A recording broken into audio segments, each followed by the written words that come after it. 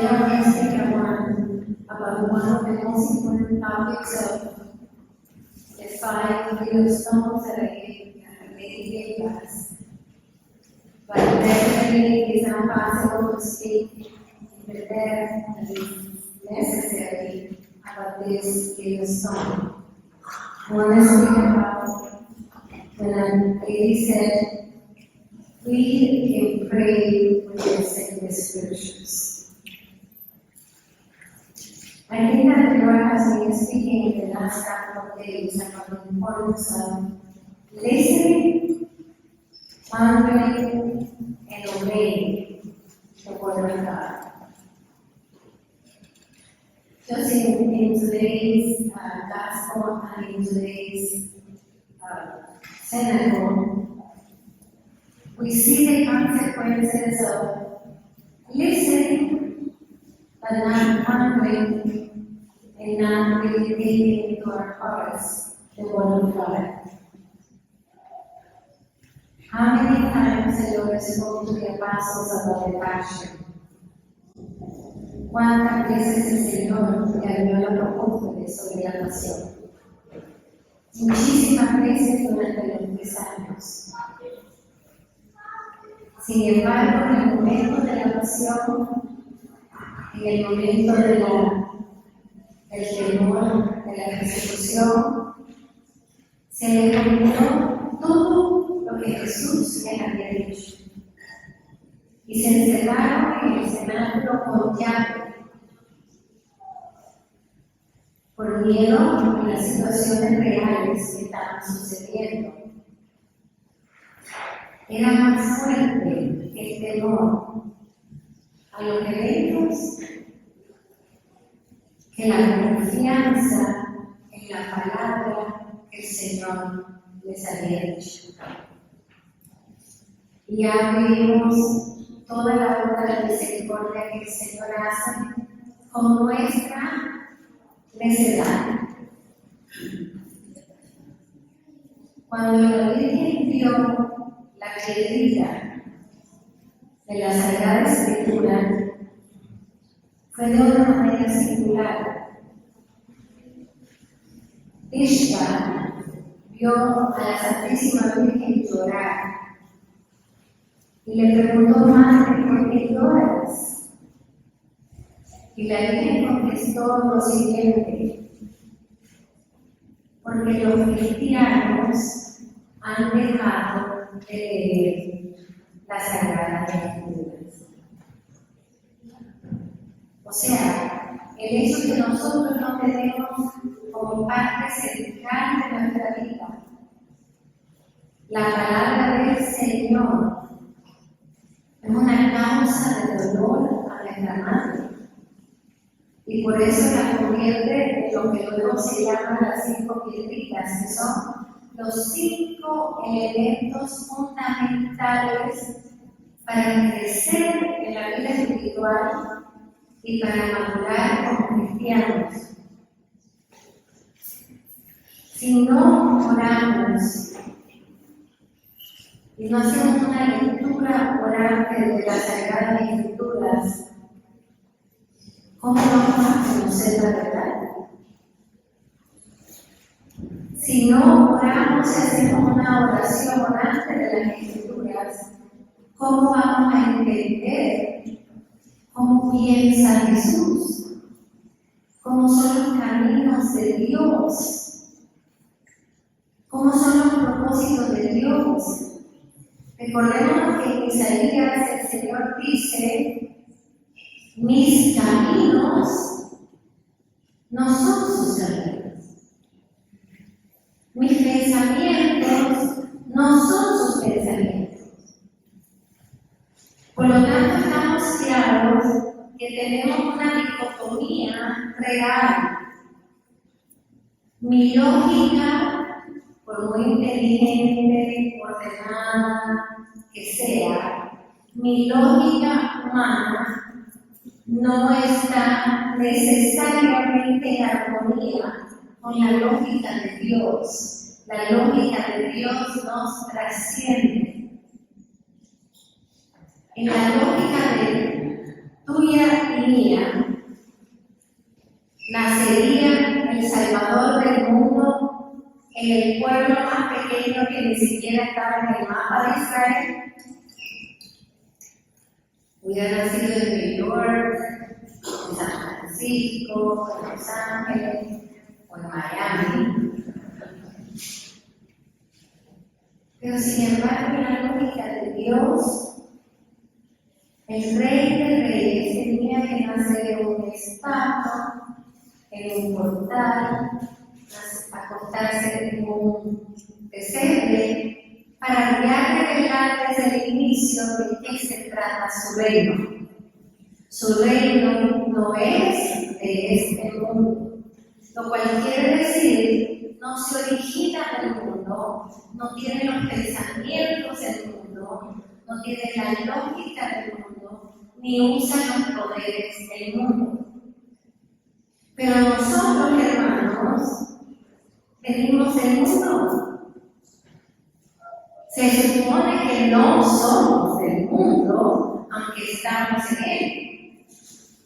Pero no podemos negar que el mundo nos ha contaminado. Y nos ha contaminado la manera de pensar, la manera de razonar, la manera de discernir las cosas, la manera de leer la realidad. Y por eso es tan importante, y por eso la Biblia, llorando, le dice a Rishka que ella sufre porque los cristianos no leemos la Sagrada Escritura. Porque eso quiere decir, yo sufro porque los cristianos no conocen la mente y el corazón de Dios. No conocen la lógica de Dios. Y hermanos, quiero decirles algo. Tiene que ser una tarea de nuestra vida, no una obligación de nuestra vida. Una tarea de amor de nuestra vida, tener la Santa Biblia todo el tiempo cerca de nosotros y todos los días, aunque sean 2 o 3 versículos, orarlos. Después vamos a hablar profundo de la lección divina, pero entender que Dios me está enseñando cómo Dios quiere transformar mi mente. Transformar mi sentimiento, transformar mi mirada, ponerme los lentes divinos, los lentes celestiales, para que yo pueda tener conceptos celestiales para aplicarlos en mi vida terrena. No se equivoque, por favor, de que tener la lógica humana no es un problema. Sí lo es. Qué bueno que por lo menos tengamos lógica, porque la mayoría de la gente ni la lógica tiene. Qué bueno que por lo menos tengamos lógica humana.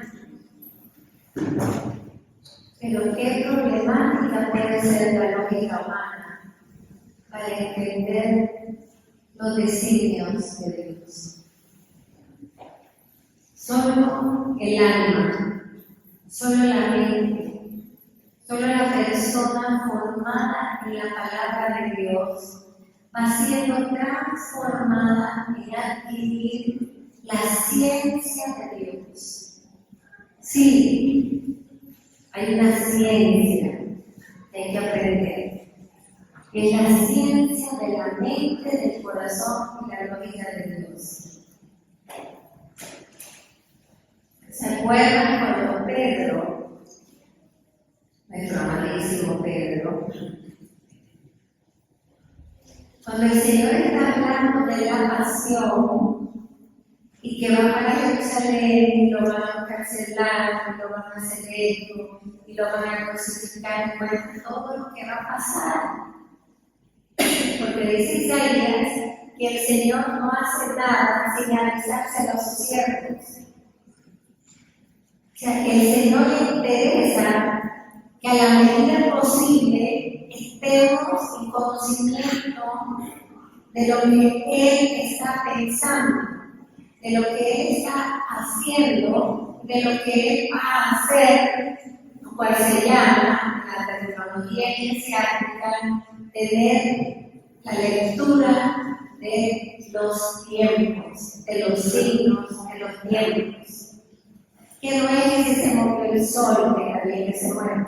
Que no es que si viene un cometa, puede venir el cometa.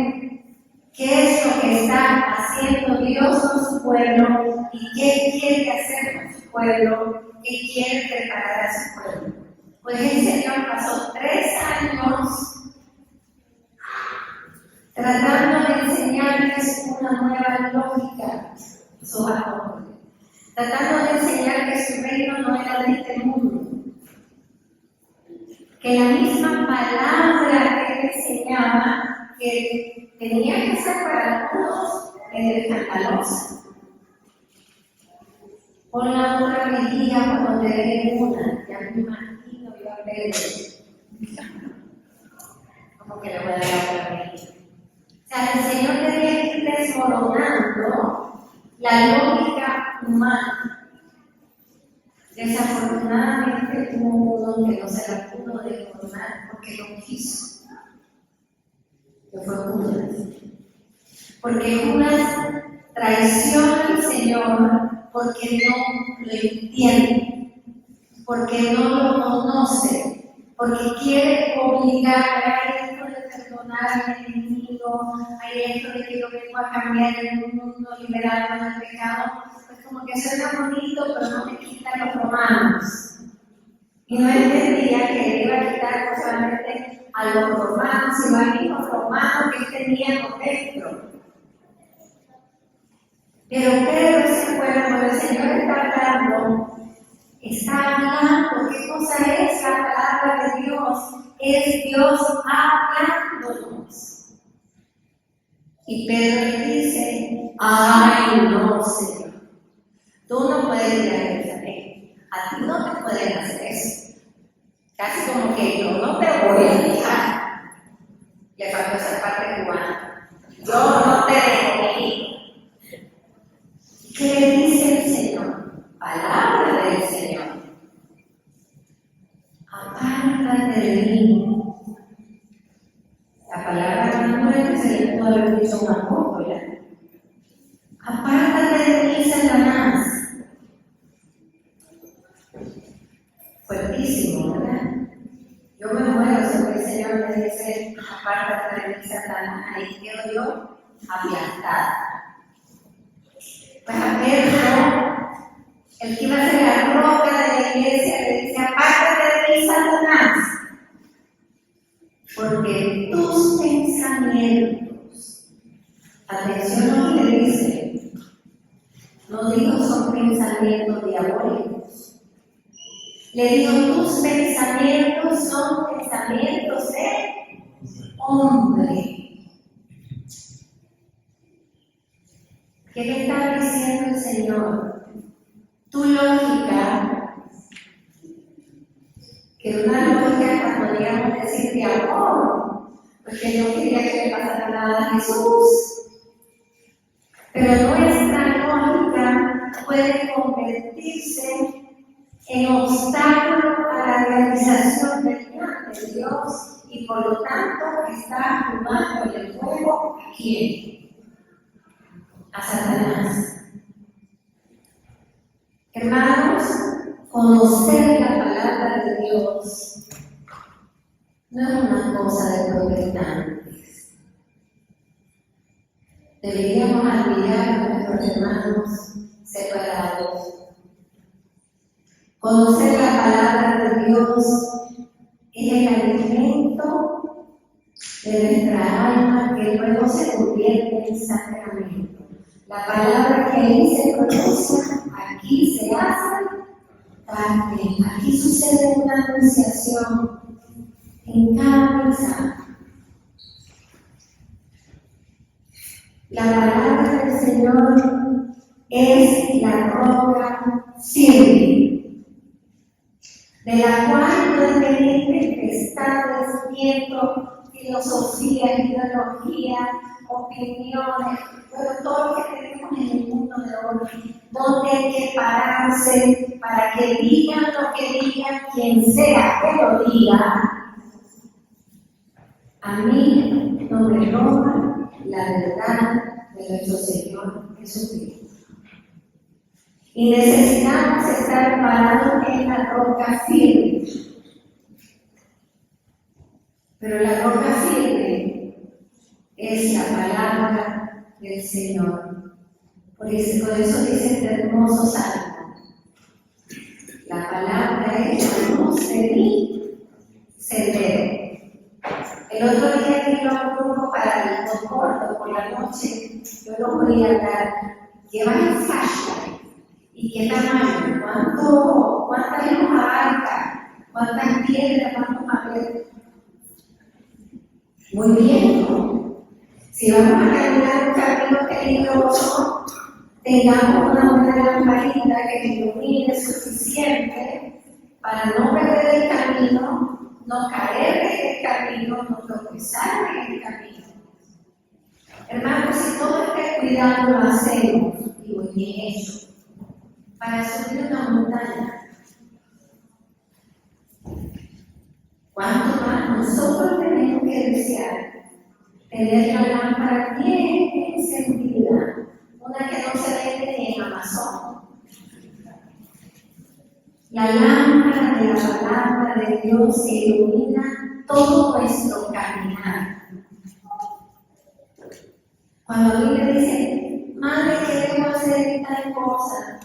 Digo, pero ¿por qué no solo leer el libro de la sabiduría? Y está exactamente hasta la pregunta. Ay, madre, ¿cómo uno sabe quiénes son los buenos amigos y los malos amigos? Ay, mi historia que está en Eclesiastés. Hay todo un capítulo. Hermanos, Jesús no solamente vino a hablarnos palabras de eternidad, vino a enseñarnos a vivir como cristianos, a tener discernimiento cristiano, a tener sabiduría cristiana, a tener madurez. ¿Y dónde la vamos a adquirir si no es en su palabra? A tener una lectura de la realidad. Ustedes no se dan cuenta que estamos en la televisión, ¿no? Bueno, aunque no estamos mucho, pero cuando estamos y te traen a 5, ¿cómo se llama eso? Comentaristas. Y uno lanza una pregunta. Y vienen los 5 y los 5 empiezan a contestar, ¿verdad? Dos cosas interesantes. Los 5 contestan 5 cosas diferentes. Y todos contestan a la misma vez.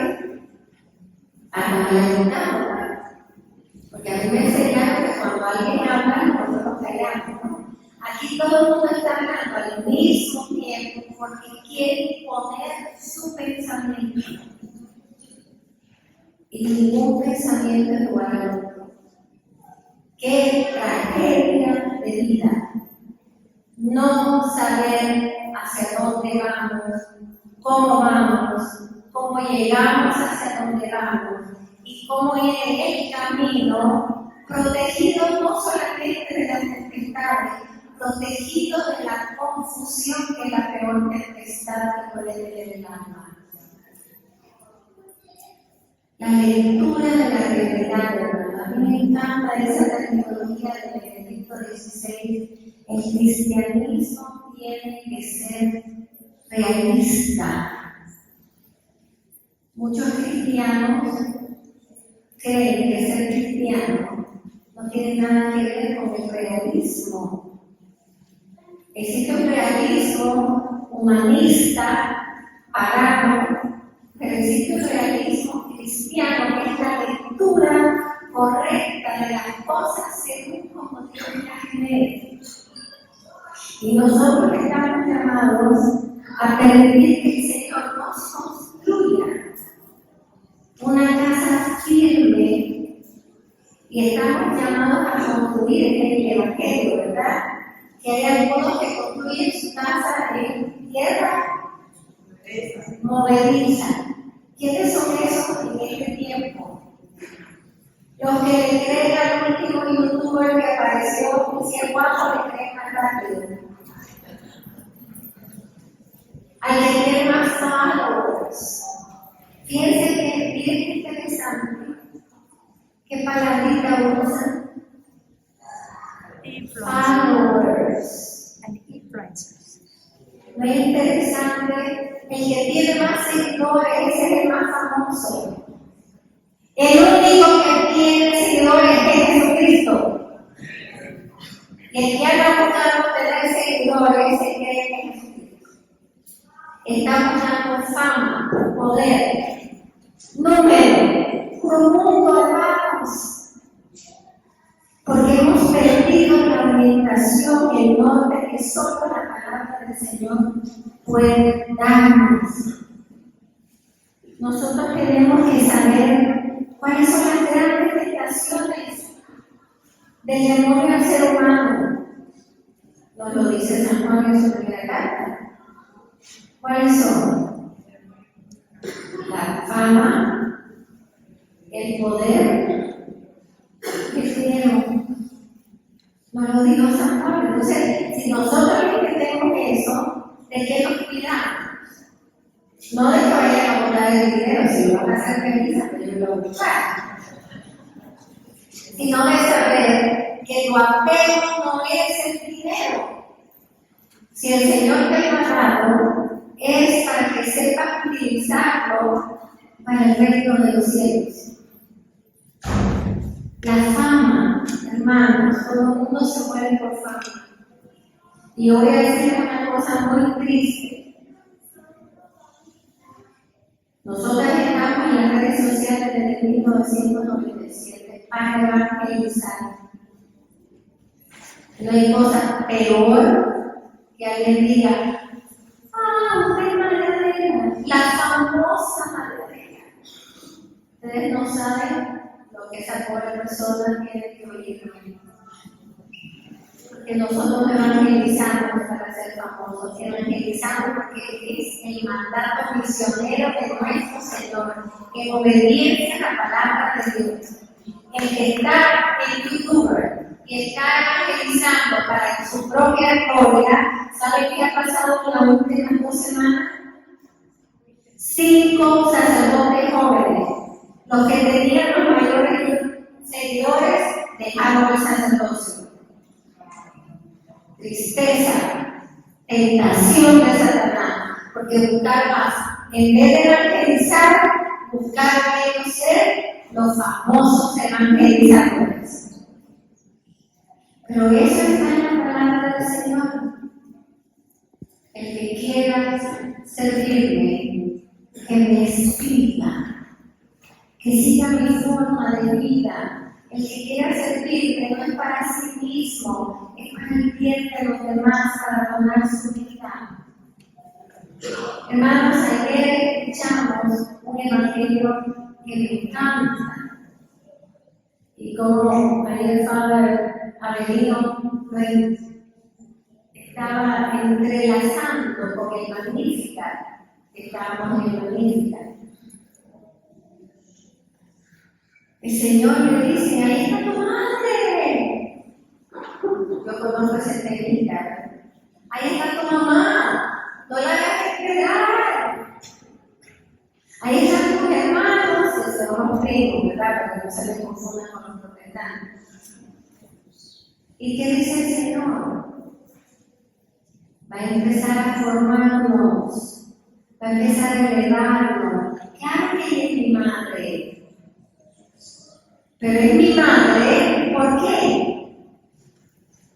Esa es la enseñanza más profunda.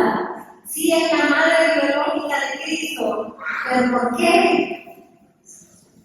Porque escuchó la palabra del Señor y la obedeció.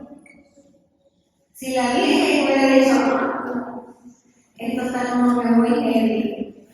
Esto es ser la madre del Redentor, ya que sé la historia de Isaías, que es un siervo sufriente, por lo tanto debo ser la madre, siervo sufriente, no me conviene. Si la Virgen dice no, no tenemos a Jesucristo. Y por eso es lo que está diciendo el Señor, que obedece, quien escucha la palabra del Señor y obedece, es hermano, es hermano. Está resaltando la grandeza magnífica de nuestra Madre, la docilidad total a la palabra de Dios toda su vida. Su vida fue un eterno y seguirá siendo un eterno fiat. Hágase en mí, según su palabra. Hermanos, estamos en tiempos donde las arenas movedizas abundan. Y yo les quiero pedir de corazón que seamos como la Biblia, hombres y mujeres de la palabra de Dios. No que anden dando bibliazos a todo el mundo, sino que ustedes se conozcan la palabra para que la palabra pueda salir de sus bocas naturalmente, para que aconsejen no según sus opiniones, no según sus sentimientos, sino según la verdad, que es lo único que puede traer salvación divina a las almas. A mí me duele mucho el consejo que se da, que no tienen nada que ver con la palabra de Dios, que rápidamente se está hablando. Y para poder hablar la palabra de Dios hay que primero orarla, escucharla, meditarla, ponderarla, rumiarla, para después comunicarla. Esa es la vida de nuestra Madre. La palabra se hizo carne. Dios quiso hablarnos. Si entró el diálogo, imagínense que entró el diálogo del Génesis. Y toda la historia de salvación y el diálogo de Dios con el hombre. Pero ya sabemos la historia, ¿verdad? Le escuchan la primera semana. Y al pasar el día, se les olvida que van rompiendo las alianzas. Y el Señor vuelve a intentar otro diálogo. Y le dice que sí, y al poco tiempo le dice que no. Y vuelve a intentar hasta que Jesús le dijo: mira, Padre, déjame de mí. Yo que soy la palabra eterna, voy a llegar a darles yo mismo. Y fíjense cómo empieza la palabra de Dios, la enseñanza, cómo empieza a hablar en el mundo. ¿Cómo empezó a hablar? En silencio. Porque nació como un niño. Y el silencio de ese niño estaba ya gritándole al mundo: Dios es amor. ¿Cuánto tenemos que aprender de esa palabra que nace como un niño? Y nosotros debemos dejar que la palabra del Señor sea un niño en nuestro corazón que va creciendo y haciéndose un árbol frondoso, un árbol sólido, que me va dando visión, discernimiento. ¿Verdad? De verdad que nosotros tenemos una crisis, cuando tenemos la verdadera de crisis, pero una más que le puede añadir es la verdadera, es la crisis del discernimiento. Primero que no se sabe ni qué cosa es el discernimiento. Se cree que discernir es preguntar todo lo que no hay que preguntarle a Dios. Discernir es saber cuál es la voluntad de Dios, qué Dios quiere de mí, cuáles son las formas en que el Señor me está hablando y confirmando el camino que Él quiere para mí. Yo les puedo decir que el 80% de las preguntas que Dios me hace no son discernimiento. Como una señora que vino hoy corriendo de mí, me dice, madre, ayúdame a discernir. Y bueno, ¿qué te pasó? Es que tengo una boda y no sé si me tengo que comprar un vestido o no. Hermanos, es una ofensa a la palabra de Dios. ¿Ustedes creen que eso es un discernimiento? Ahí sí aplique la lógica humana. Eso ahí no es el discernimiento. Si quiere adentrar en la palabra de Dios, pregúntense si hace falta que se compre el vestido. O si tiene ya 20, no hace falta 21. Y ese 21 más bien, ese dinero dárselo a alguien que no tiene ningún vestido. Ahí viene el discernimiento. Pero no sé qué en una boda comprar un vestido. La palabra de Dios es nuestra libertad. Cuando nos movemos en la palabra, cuando la conocemos, miren, si yo tengo que darle gracias al Señor por algo, son por dos cosas. Por haberme concedido Mariana, y por lo tanto desde chiquita, tener una Biblia en mi cuarto. Una Biblia de niña, ¿verdad? Pero yo no concebía la vida sin que la Virgen leyera la palabra.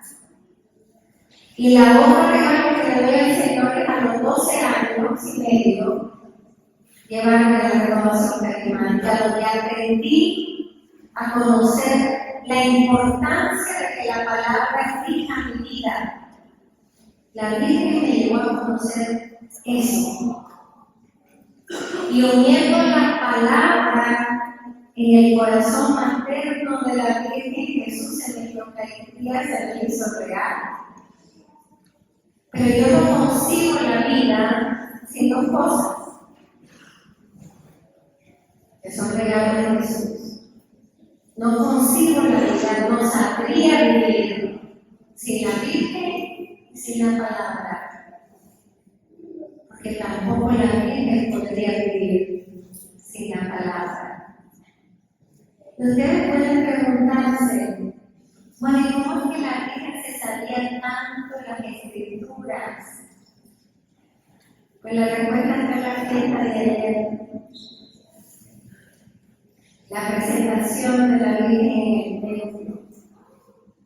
Según la tradición, hermanos, la Virgen entra en la casa del Padre, a servir en la casa del Padre a los 3 años, pues a los que están todavía discerniendo la juventud, a los 3 años.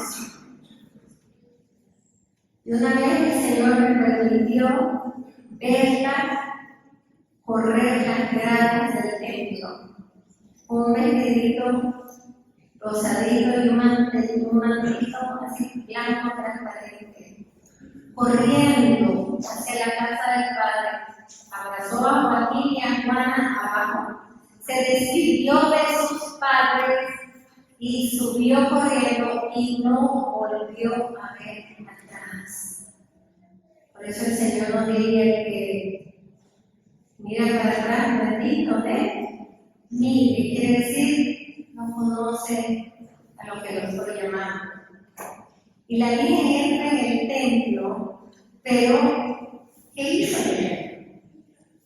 ¿Qué pasó haciendo 9 años en el templo? Bueno, según los estudiosos de este grupo de muchachitas que entraban en el templo, que eran entregadas al templo, las más virtuosas, las más sabias, inteligentes, de los 3 años, aquellas que se les percibía algo diferente y especial, se les asignaba un maestro. Acuérdense que en esa época las mujeres no estudiaban la palabra, incluso en las sinagogas eran detrás del riego, ¿verdad? Las mujeres no le estudiaban, pero estas niñas sí estudiaban la palabra de Dios. Lo segundo que hacían estas niñas, y como si era la más virtuosa, la más sabia, que se le diera una actitud de apertura total a Dios, pues yo creo que ella era la primera, tal vez fue la única de su grupo, no sabemos. Pero la Biblia estudia la palabra en el templo, o sea, en la casa de Dios. ¿Qué después hace? Miren qué hermoso lo que decía él, no estamos hablando contigo, pero todo tiene un propósito. La Virgen era de esas pocas que eran encargadas a que se les entregara el cordero del sacrificio. Ya fue que tenía que ser perfecto, sin ninguna mancha, sin ninguna patita rota. Tenían que ser perfectos para ser ofrecidos al Padre. Y estas niñas eran encargadas de peinar al corderito, asegurarse que estaban bien. Ellas llevaban el cordero al sacerdote que lo iba a sacrificar.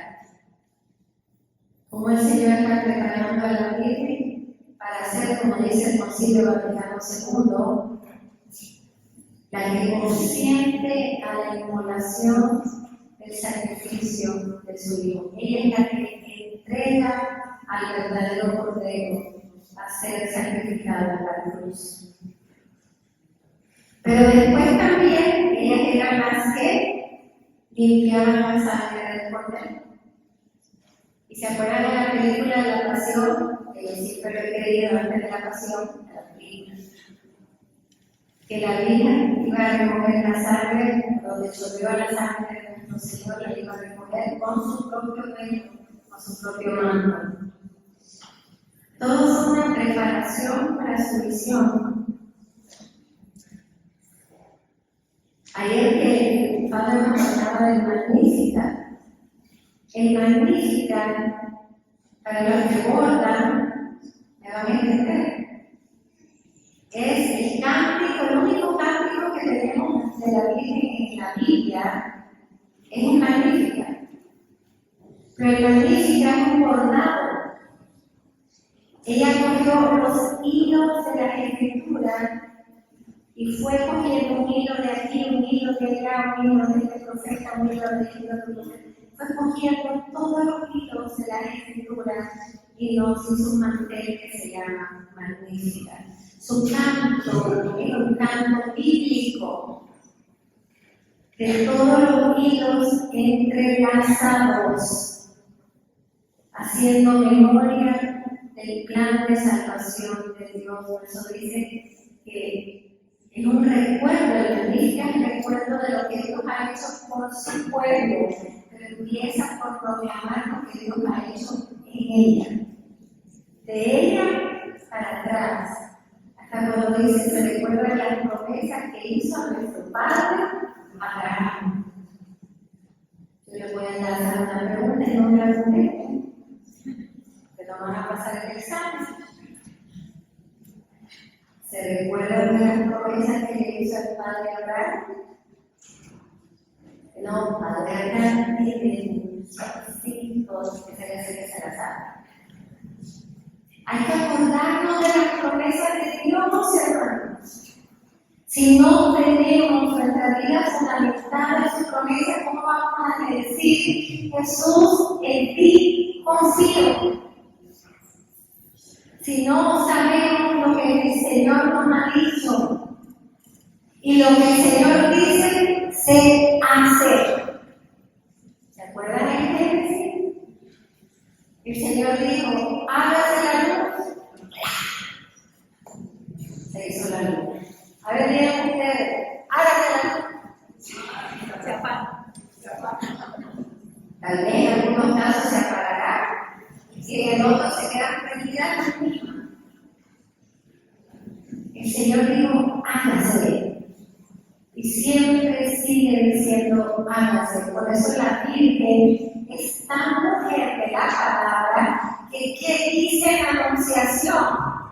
Cuando sabe que la mayor obra que traspasa la creación, el milagro más grande que la misma creación va a suceder, ¿qué le dice al ángel? Hágase en mí. Una palabra creadora.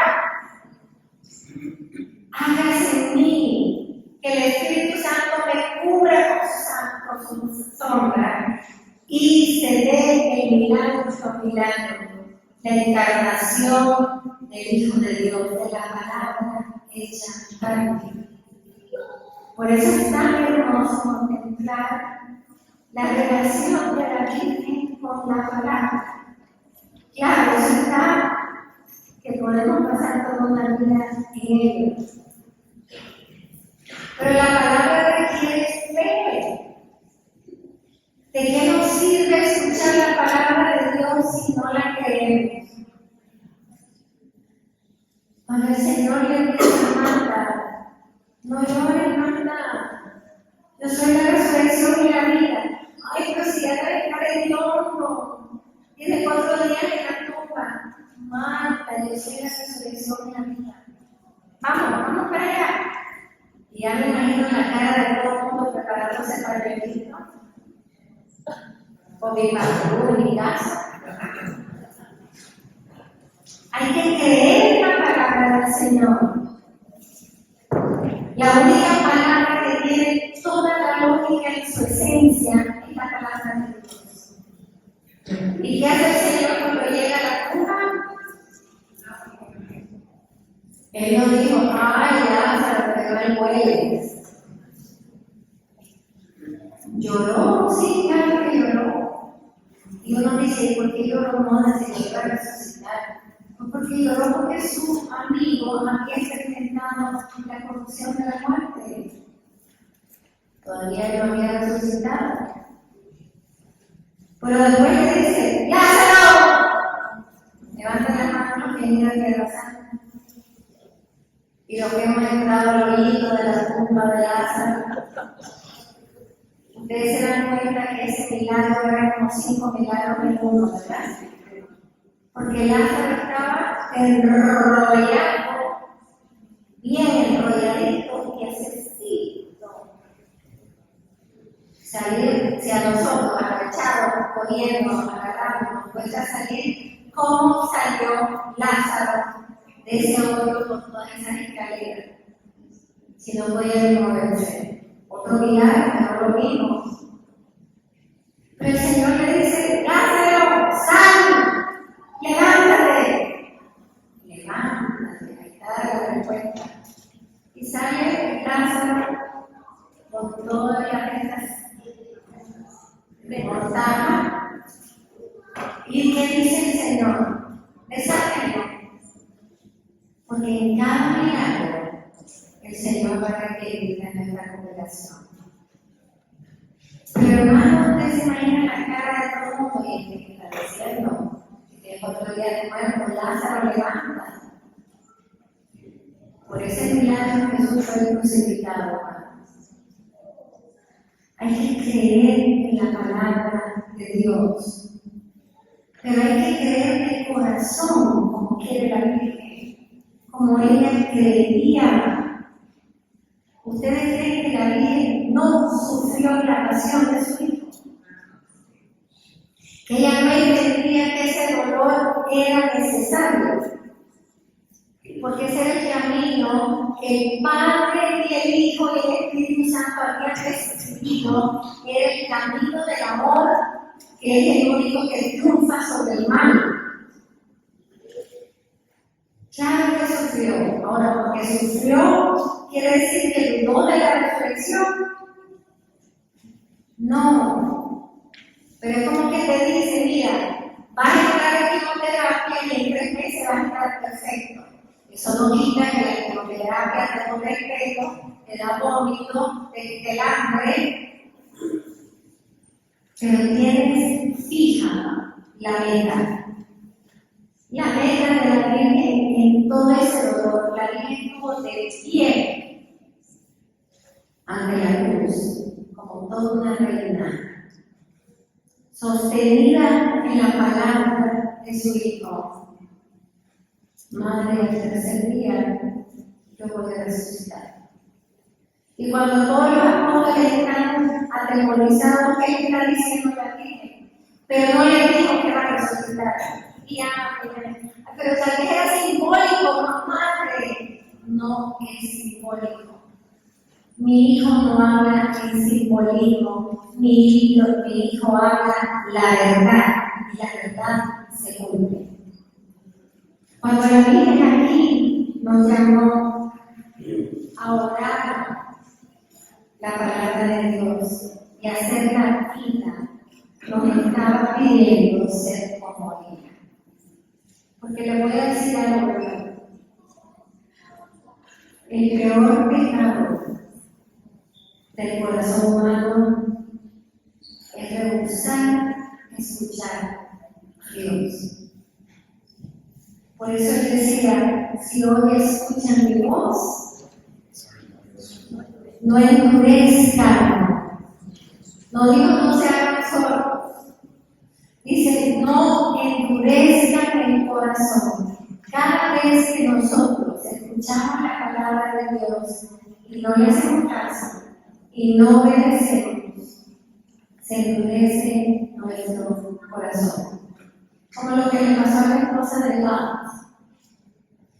Cuando sale de Gomorra, Sodoma y Gomorra, con Sodoma y Gomorra no volteen atrás. Pero mujer, en fin. Bueno, ese tipo de mujer. Que no obedeció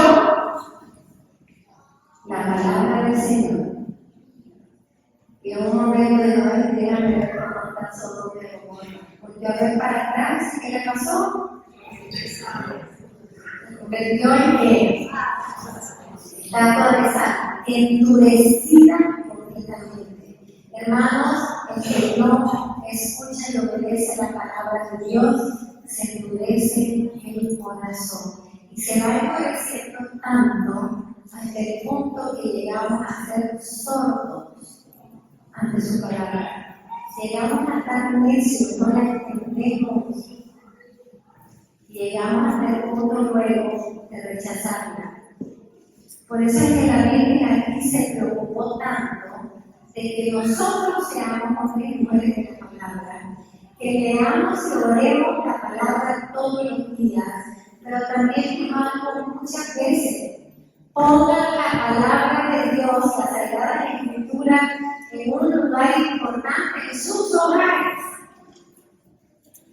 Y lean que sea un versículo todos los días con su familia, para que la palabra del Señor vaya entrando en la mente de los suyos y no la palabra de la televisión, de los influencers o de lo que sea, sino la palabra de Dios.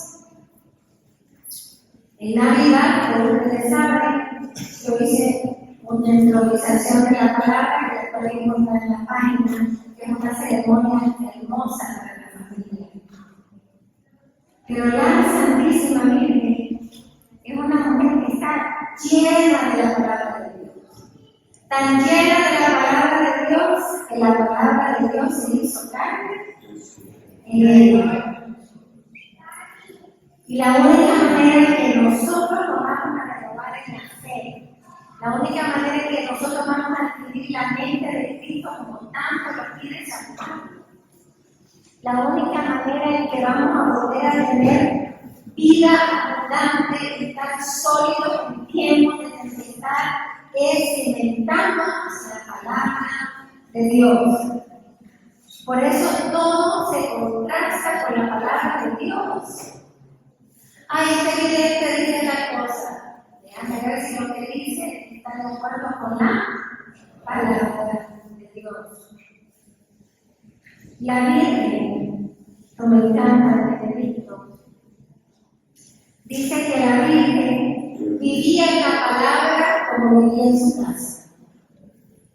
O sea, era plenamente libre de estar en sintonía con la palabra de Dios. Sus pensamientos eran toda la palabra de Dios. Ella vivía una familiaridad total con la palabra de Dios. Hablaba con la palabra de Dios. Respondía con la palabra de Dios. Actuaba con la palabra de Dios. Entraba y salía de la palabra de Dios. Lo vemos en la Biblia como que entra y sale de su propio hogar. Pidámosle a la Santísima Virgen que nosotros también tengamos esa familiaridad, que no quiere decir tratarlo como cualquier cosa. Familiaridad quiere decir que estamos en casa con la palabra. Y les quiero pedir un favor. La Biblia no me la pongan en cualquier lado. No la pongan ahí en el piso, no la pongan así. Esa es la palabra sagrada de Dios. Y antes de leerla, denle un beso. Y al concluir de leerla, denle otro beso. Pues es Dios comunicándonos a nosotros la vida, el camino, la verdad y la luz que ilumina nuestro sendero.